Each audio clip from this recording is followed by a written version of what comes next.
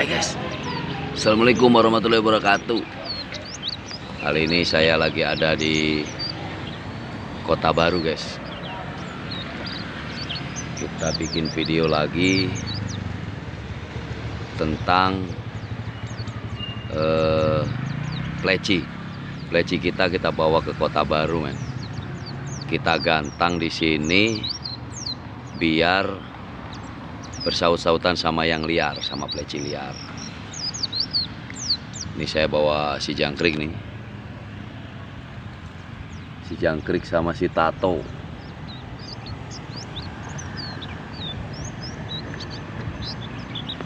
Dia udah gak kuat guys, tapi kita belum melihat pleci yang diliarnya, belum ada. Kita sambil nunggu. Kita masih bersama Bang Ipul.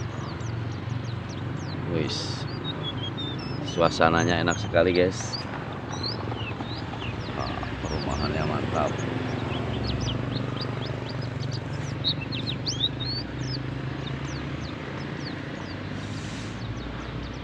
Semoga kalian semua juga masih dalam keadaan sehat, banyak rezekinya, biar bisa gantang, dan selalu setia tonton channel, karena di sini nanti kita membahas seputar pleci yang sangat mantap. Pleci sangat sedap. Tuh cuacanya enak sekali guys. Di sini biasanya masih banyak pleci-pleci liar.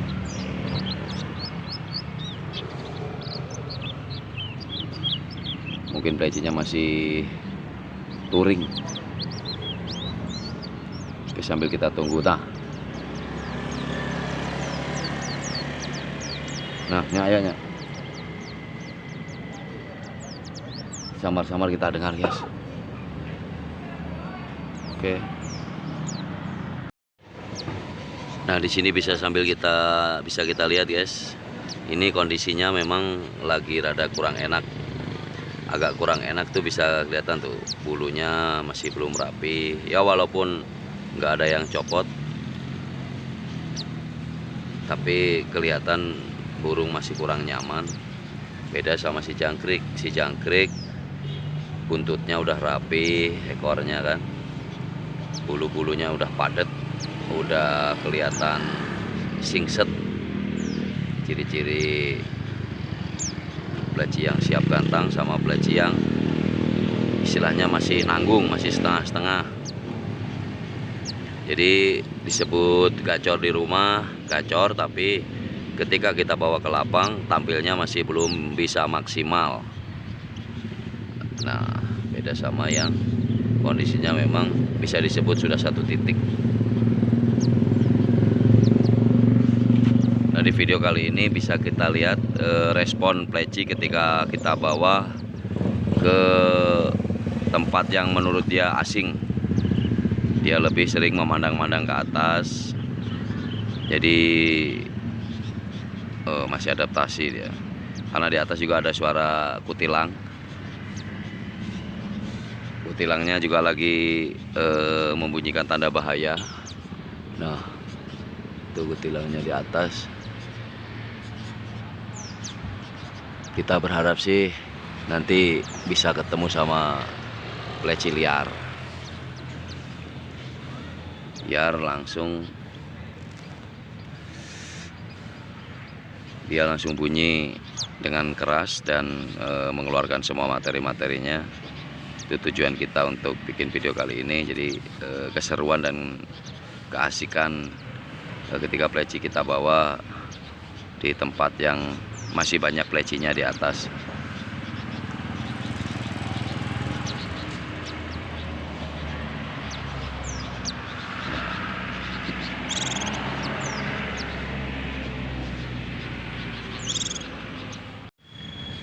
Nanti kalau seandainya pleci liarnya itu datang, pemirsa atau sobat-sobat semuanya bisa menyaksikan keseruan ketika pleci yang kita bawa atau jagoan kita ini diadu suara sama pleci liar. Jadi saling bersahutan.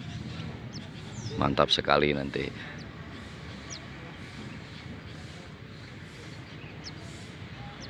Nah, samar-samar saya dengar tapi masih jauh.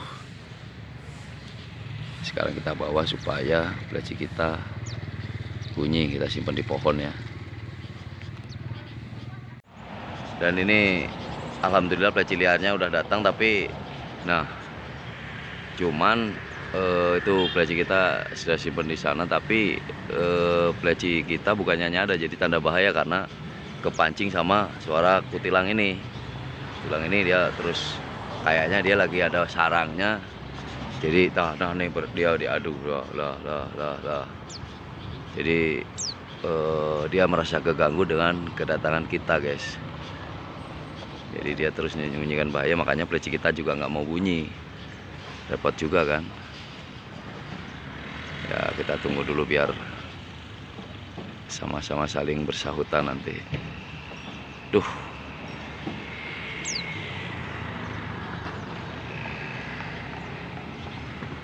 Sabar ya. Nah ini udah mulai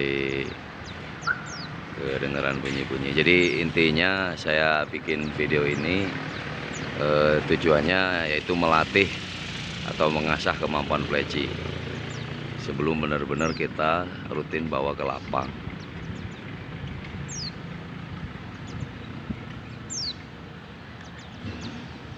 Jadi biar senang dia lihat pleci liar itu. Ini juga bisa meningkatkan birahi ya, birahi dari pleci kesayangan kita kalau sering kita bawa main baik koloni ataupun ke alam liar seperti ini.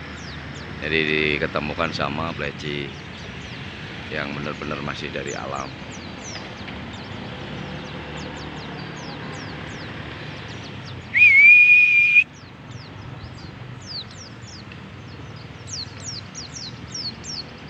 Nah, dia mulai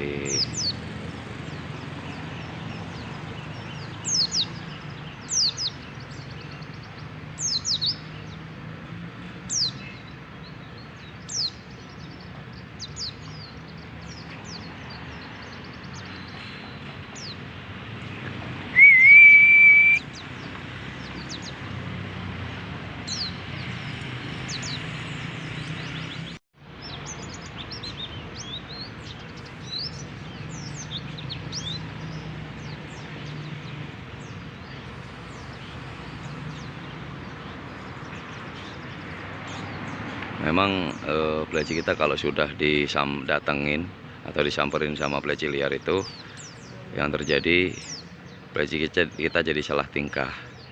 Jadi dia kayak pengen ikut gitu.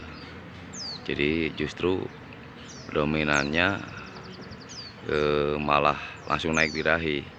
Jadi nggak bunyi dia. Tapi nanti biasanya kalau kita pindah tempat atau kita bawa ke rumah, nanti baru kita lihat istilahnya keistimewaan atau keuntungan kita bawa ke liar seperti ini. Dia di rumah itu lebih bergairah, lebih rajin bunyinya seperti itu. Jadi mendingan dibawa main-main gini daripada burung pleci kita cuma didiamkan di rumah. Diamkan di rumah itu jadi perkembangannya dia agak lambat dari segi materi itu, dari segi birahinya, karena bisa dibilang jenuh.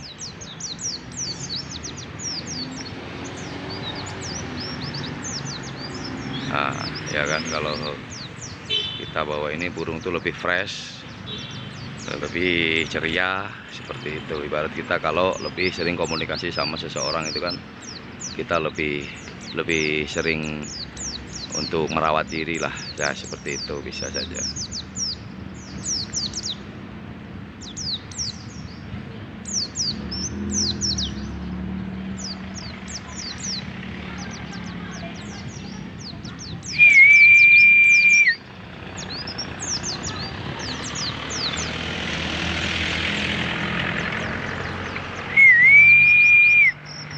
Nah, jangkriknya keluar.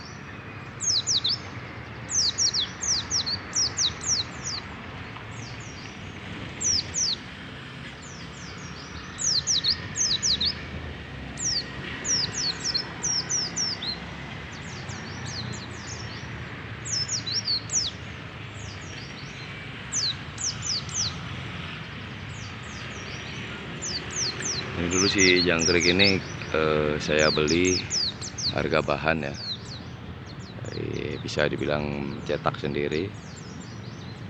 Karakternya sudah mulai kelihatan terbentuk. Dari kemarin-kemarin saya bawa gantangan malam, dia sudah sering masuk 1, kedua, ketiga. Masih kita asah terus, materinya kita tajamkan terus. Jadi bisa dibilang kita lagi fokus dulu sama si jangkrik ini ya, untuk membongkar semua materi dan volumenya, biar nanti nggak kalah bersaing dengan burung-burung yang kualitasnya lebih bagus di atas si jangkrik, burung-burung mahal juga.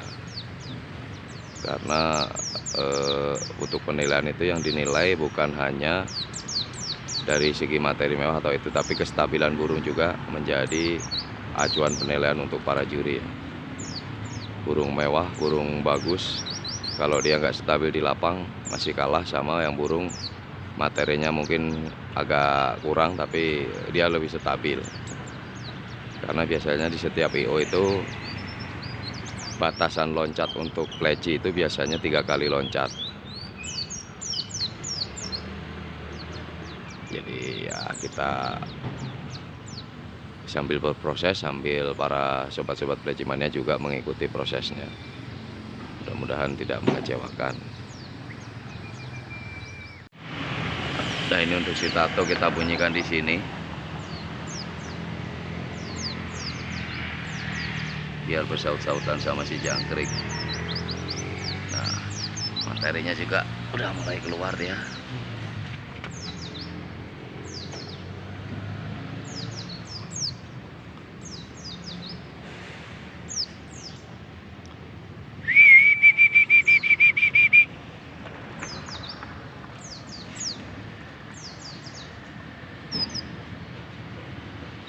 Memang pleci di Kota Baru ini dari dulu-dulu juga yang saya tahu, kadang-kadang dia ada, kadang-kadang dia nggak ada gitu. Biasanya dia itu mulai ada itu rame itu bulan-bulan 9, 10, 1, 2. Nah, bulan-bulan itu.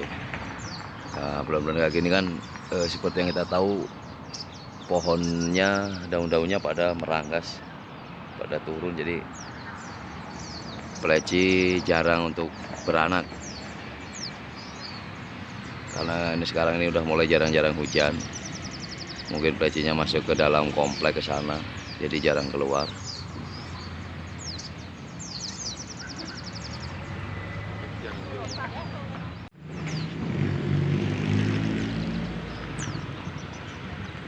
Jadi si jangkrik ini kalau saya posisi duduk di sebelah sana tadi, dia materinya enak sekali didengarkan. Tapi kalau saya berdiri deket gini,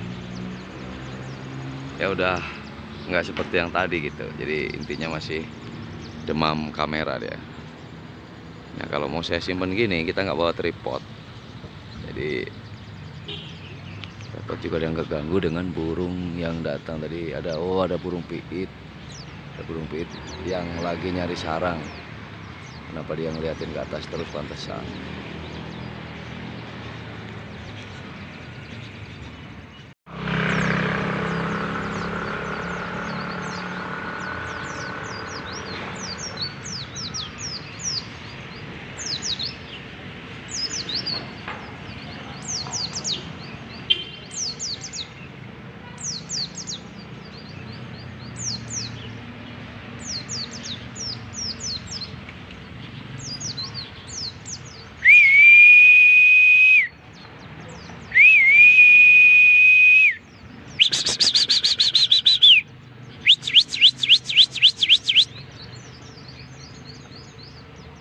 Jadi kalau kita bawa ke tempat seperti ini, kalau dia ada burung sepah atau kemade itu, dia responnya langsung ikutin suaranya.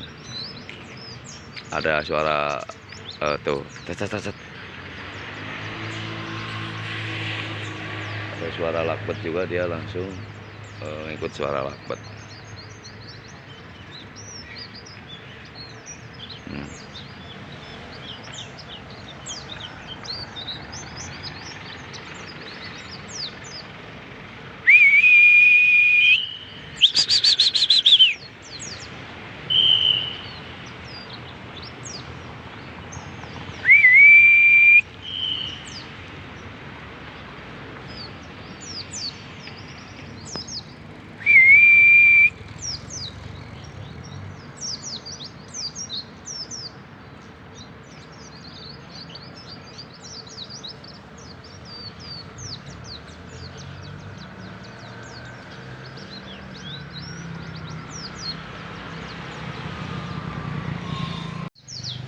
Ini saya pindah lokasi. Saya dengar di sini ada yang bunyi tapi betina. Nah, ini cir. Nah, ini langsung si jangkrik langsung ngalas-ngalas dia, guys. Langsung nampak seneng dia. Nanti kalau misalkan dia udah ngedeket, terus si jangkriknya lihat, lalu dia pergi lagi, wah, pasti langsung gacor, guys. Dan kalau seandainya bisa kita tangkap enak, guys. Berarti seperti itu secara tidak langsung punya kita nge-track. Bisa buat kita pakai untulan. Nih semut raranggenya sangat banyak ya, semut angkrangnya.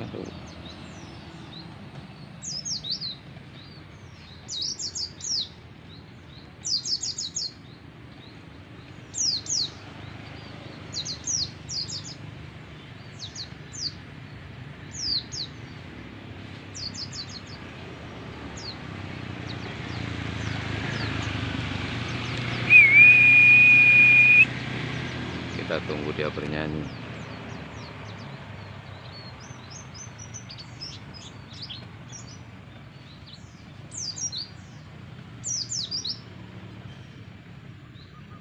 Nah, seperti inilah kalau kita sering bawa ke alam. Oke, sementara mungkin sekian dulu karena durasinya sudah sangat panjang sekali. Mungkin lain kali kita lanjut lagi karena saya juga lagi ada perlu dulu.